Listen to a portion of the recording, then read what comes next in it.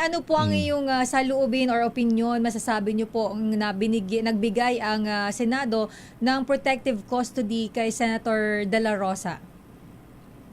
Siyempre po, masama ang aking loob dahil hindi pwedeng maging sanctuaryo itong Senado ng mga international criminal.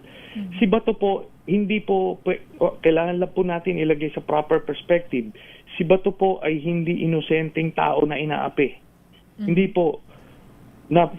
Itong warrant of arrest niya ay bunga ito ng investigasyon ng ICC. No? At ICC ito, hindi po to basta-basta yung mga piskal dito sa atin na pwede mong maareglo, pwede mong gamitin pang ipit o kung ano man. Ito hindi. Very professional yun. Mataas ang ebidensya hinahanap nila.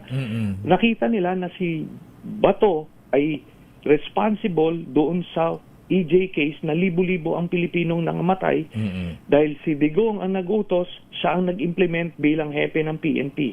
Tayo po, saksing buhay tayo nun. Ang dami nangamatay na Pilipino nun. Si Bato ang nagsulat nung tukhang doon sa kanyang PNP Memorandum Circular. So, yun po ang inimplement at kaya po siya may warrant.